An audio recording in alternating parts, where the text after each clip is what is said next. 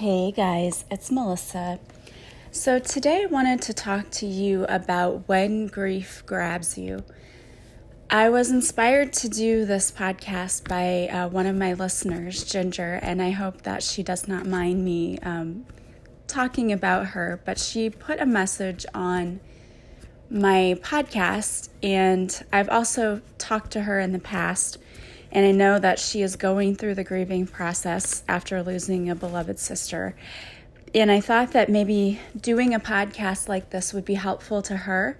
But I also know that if she's going through this process, there are a lot of you who are going through the grieving process, whether it's losing a loved one or going through a breakup, and that could be with a friend or even with your romantic partner.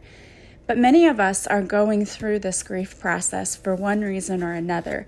Sometimes it's even just grieving the person that we once were because we're going through a spiritual growth and spiritual awakening, and we're no longer the people that we once were. We no longer tolerate the things we once did, and sometimes that does cause our whole life to shift, and we do drift away from people.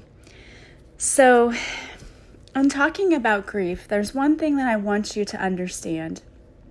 Grief is a process. It's not something that happens overnight.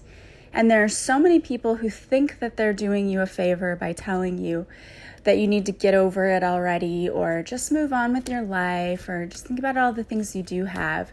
And while I do believe that those people they think they have your best interest at heart and they think that they're helping you, it's not helpful, because grief is a process. You grieve your own way. No two people grieve the same way. No two people get through grief at the same time or do the same things. And so what works for one person isn't necessarily going to work for someone else. So don't allow someone else to tell you how you should feel, how long it should take you, how your process should look. Okay, that is very individual based on each person, and you have to be able to go through the process yourself. You are processing all of the pain that you're going through, and if you don't get through the process, if you don't go through the whole process in its entirety, you're going to end up with residual feelings that you're going to carry deep down, and those are just going to cause physical symptoms. They could cause emotional symptoms. It's definitely going to affect your life. So you can't just ignore it and just say, okay, well, I'm just going to forget about my feelings today and I'm just going to move on and I'm going to get better and I'm going to get over this grief. It doesn't work that way. Okay, and for you to, let's say, for example, you were in a relationship and it only lasted for a few months, but you break up, but that person left a lasting imprint on you and you're very sad about the breakup. Some people might try to tell you, oh, it didn't even last that long, you should be over this by now. And that's just a load of crap, okay? You are the person who knows how long it takes you to get over that situation, and you have to process your feelings. If you just jump into the next relationship or you just do the next thing, you're not processing what you felt. And it's not going to go away, okay? The feelings don't just go away because you met somebody else. You have to process those feelings. And that doesn't mean that you can't move on, but you also have to heal those feelings. You have to heal the grief that you were experiencing, and it's a process. So there are 5 stages of grief. We know this. This has been studied a long time. So you might find yourself in any one of these processes. But the first stage of grief is usually denial. We don't know how to process what just happened. We can't believe it happened. And so we're in denial that it happened. And that this is some part of where you see people who just seem to just go on with their lives.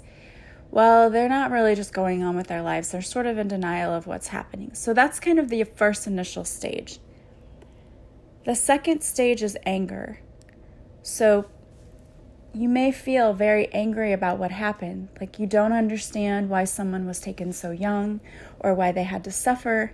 You don't understand why your relationship ended so quickly. You don't understand why the person acted the way they did. Whatever it is that you're grieving about.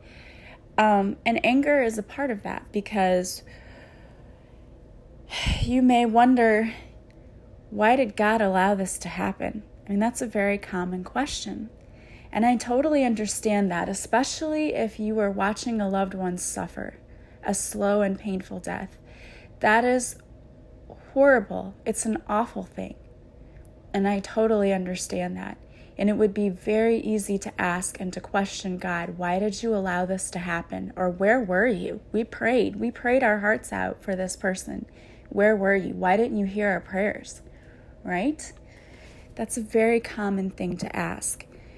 And the thing is that God understands why we ask that question, okay? There's not a time when God is like, how dare you question me? He understands that we don't understand with our human brains why things happen. We don't. We don't have all the answers, and I don't have all of the answers. What I do know is that we each have our own paths, and we've chosen our own paths for a reason. The reason that we go through the things we go through are to help us learn and grow. And when you go through something that's very traumatic, your growth happens a lot faster because you're thrust into the situation that you don't know how to handle. And so you turn to questioning things, right? Questioning your spirituality. Why did this happen? Questioning everything. And what that in turn does is really seeks for us to go within. And it's when we go within that we really learn the most about ourselves, about the world around us. We would not go within and seek all these answers if something didn't happen to us that just caused us to do that, right? If we didn't have something very tragic happen to us, I don't think that we would go within deeply and say, why is this happening? What is the meaning of life? What is the purpose? But it's these situations that cause us to do that. And we may not understand it here because we can't understand with our human brains why we would choose to want to watch someone we love suffer or go through something. But I do believe that there is a higher purpose in it and that our souls have agreed to come here and to work together in these situations to help us learn and grow. And that is where Radical Forgiveness is a site that I just truly love because it allows you to look at a situation and see, what was this really about? It's almost like you're seeing it through God's eyes. Like, God, show me what was this about? Why did I go through this? Why did this have to happen this way? And you really start looking at that. But don't feel bad for feeling angry or for wanting to question God and say, why did you do this? There are some people who will tell you, you cannot dare question God or say that. I don't believe that's true because I believe that God understands why we question things. And it's part of the process. And I don't believe that there's ever a time, even if you got so angry that you said, I'm mad at you and your parents, some of you are parents. Don't your children do that to you sometimes? Don't they say, I hate you, or I don't love you, because they're questioning your authority and what you did and the punishment you handed down? It's the same thing. It's the same principle. If God is supposed to be like the ultimate father and father figure, then you know that he's never going to turn his love away from you because you questioned him or because you were angry with him. That's totally understandable. And in my book, I believe that God understands that too. That's part of the process, is that anger, and you have to get that out. But you can't stay there. That's the difference. Yes, you experience it. Yes, you're going to experience all of these stages. But we cannot allow ourselves to stay for long periods of time in these stages. We have to move forward and move through them. Now, it doesn't mean that there is a set time period. It might take you a little longer. That's okay. It's the stagnation and staying there forever that you cannot allow yourself to do. Now, the next stage is bargaining. And this is what I feel that, Ginger, you were experiencing, because you kept saying, what if? Why didn't I see the signs? Why didn't I make her go to the doctor? Why didn't I do this? What if? What if? And we can say that all we want, and I understand it. But the truth is, you can't go back and change the past. Don't we all wish we could? But we can't. There's nothing you can do. And I said this. I said, you can should all over yourself. I love that expression. I don't even remember where I heard it, but it's true. You can Say, I should have done this. I should have said this. I should have done this. Okay, maybe you should have. Does that help you now? Is there anything that's going to do now? And the answer is no. We can't go back and change the past. There's so many times I wish that I could have taken back something I said. I can't. I can't take back things I didn't do that I wish that I would have done. It would be so great if we could, but that isn't within our grasp. We cannot do that. So in the future, if you're doing the what ifs, I should have done this, I should have said that, I should have made her do this, all you're doing is causing yourself more anguish. You're experiencing guilt and regret for something that you have no control over now. It's out of your hands at this point. You can't go back and change what you did or didn't do. And the truth is that we all have free will. And life is going to happen. We all make decisions, okay? And yes, after the fact, sometimes we can see that the decisions we made maybe weren't the ones we thought we should have made, or we could have done something better. But that's not going to change your situation now. All you can do is take what you learned from that and maybe use it in the future. Maybe next time, if you know that somebody else really needs to go to the doctor, you can be a little more forceful about it. But I'm here to tell you that everyone has free will. You can't make anyone do something they don't want to do, unfortunately. So you constantly saying to yourself, what could I have done? What should I have done? That isn't helping you. All that's going to do is cause regret and guilt and anguish, and that's just causing you more pain. So one of the things that might help you get through this process a little bit better is to forgive yourself.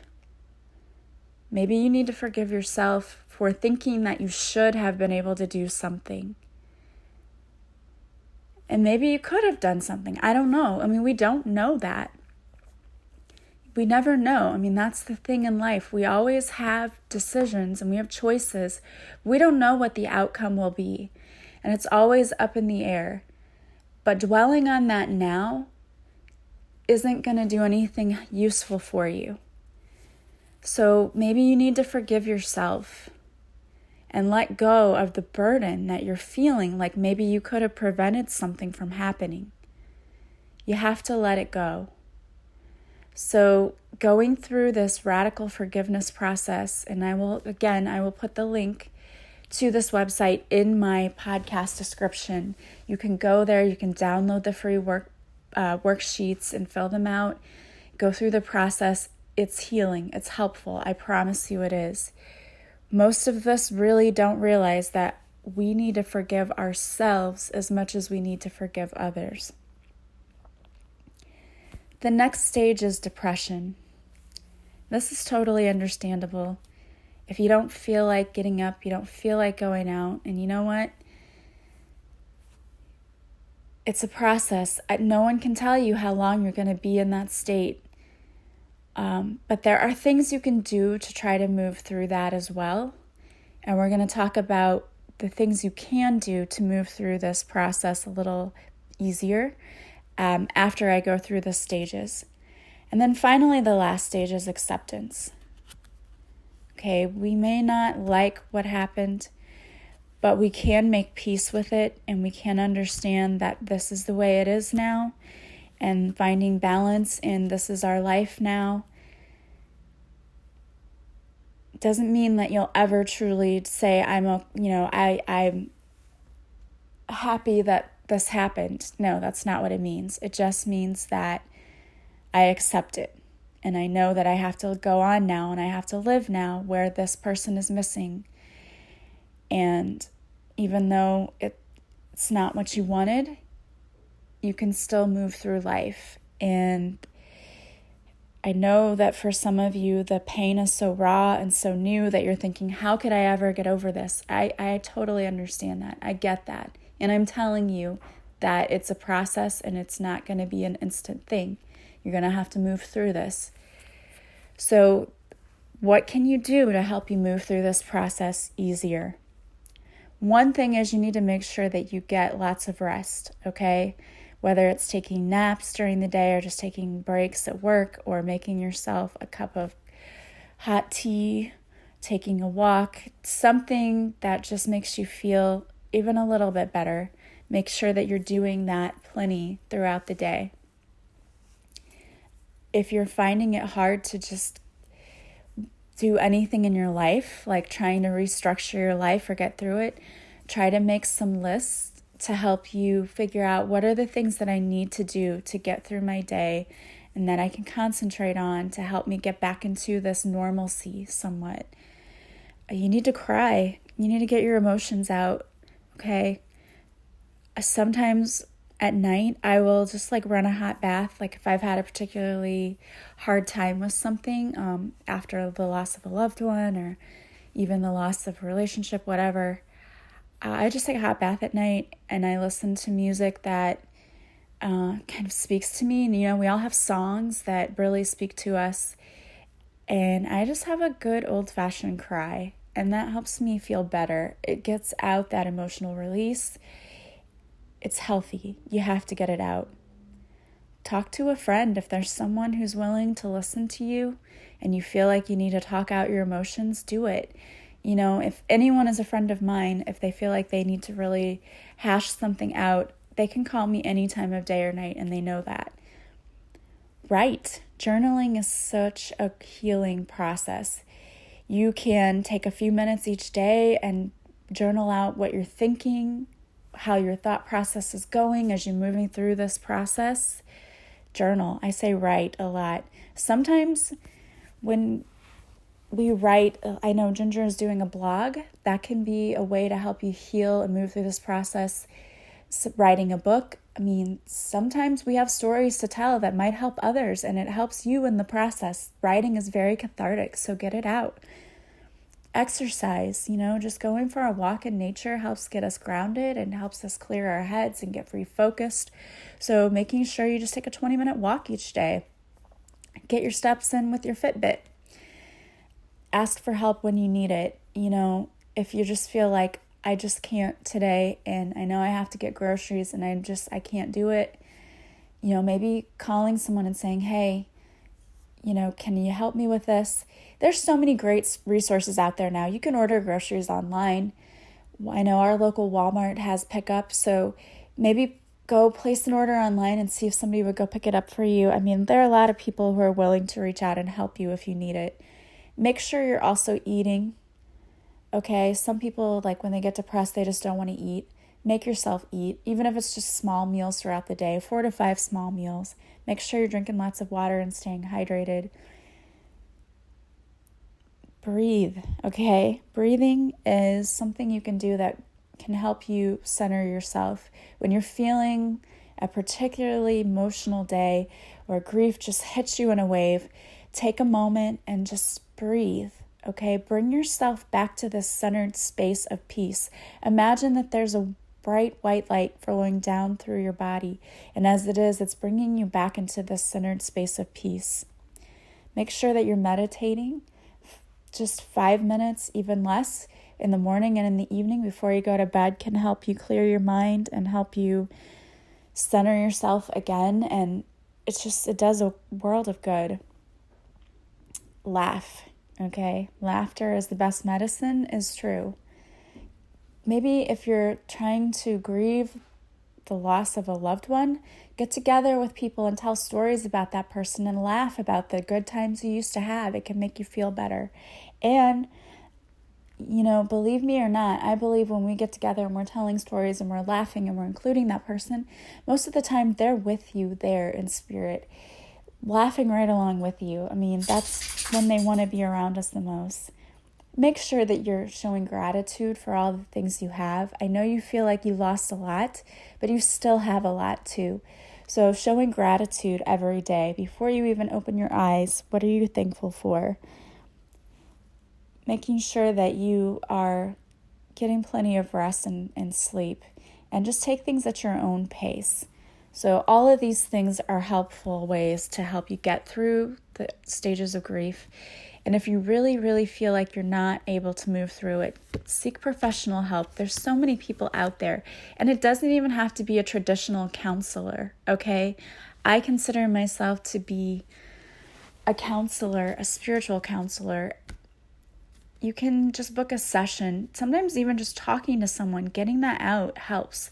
And there are a lot of things we can do to help you get through the process, whether it is doing cord cuttings or guided meditations, just talking it out. There are so many things we can do. So seek professional help if you need it, if you feel like you can't get through the process. So I wanted to leave you with a card. I pulled a card for you, and I already had the topic when I pulled this card, but I believe that there is a reason. You know, when I read cards, I read intuitively. So there is a message for the card that's written, and then there's a message that I get from my guides to tell me what this is really about. And I pulled the card Spiritual Growth. And one of the reasons that I feel that I pulled this card is, as I said, we go through these situations because it helps us to grow spiritually. Whether we understand that in this life or not, this is why we go through these things. Because the more traumatic the event, the faster you grow spiritually. Because when we're just going through our daily lives, we don't often come across a lot of things that make us grow. And it's when our life gets turned upside down and we have upheaval and we're going through turmoil, that's when we grow the most. Whether we like it or not, unfortunately, it's those situations that cause us spiritual growth. And that is why I believe that a lot of us have to experience this pain, because it's what causes us to up-level spiritually. It's what causes us to go within and to see, what is this really all about? And why do we have to go through this? So one thing that I want to tell you is that you have to trust the process. You need to trust that you're supported, you're loved, and you're guided in each moment. And you need to surrender everything to God, okay? Even if you don't understand what that means, surrender it to God. Don't worry about your future. You need to trust that God has your back, the universe has your back, and that your spiritual path is going to lead you where you need to go. All right? So don't fear it, don't fight it. Trust the process and know it is a process, but you are going to be okay. You're going to get through this. You're going to be on the other side of this and look back and just say, I can't believe that I was ever stuck in that space and that I couldn't get through that, because look where I am now and look how great my life is now. And for those of you that have lost loved ones, I know that it's difficult, but know that they are not gone from you. They're never truly gone from you. They are always with you in spirit. And if you get into the habit of listening in quiet stillness, you'll probably feel their presence, or they may send you messages like you may smell a fragrance that just reminds you of them, their perfume, or maybe flowers because they liked a particular kind of flower. You may hear songs that remind you of them. You may just get messages and you know that it's that person. So just pay attention to the signs. And above everything else, just keep praying for strength, for guidance, and listen for it, and know that you are loved, deeply loved, and you are going to get through this, and it is going to be okay. I love you, and I'm super thankful and grateful for all of you. If you ever need help, please reach out, and know that I do try to respond to your comments. If you leave comments to me, I will respond. You can come to my Facebook Lives. I do guided messages, so if you're looking for messages or guidance, you may get that if you come to my Facebook Live. Everything's going to be okay, and you're going to be okay, and you're going to come out on this even stronger than ever and a better person for it. Just believe that and know that this process is yours and yours alone. Take the time that you need, okay? And everything's going to be okay in the end. I love you guys, and if you need anything, go to my website, go through that process, the Radical Forgiveness, okay? You'll find all kinds of tools that you need to help you there. And also on my website, you'll find tools there too, okay? I love you guys. I will talk to you again soon. Bye-bye.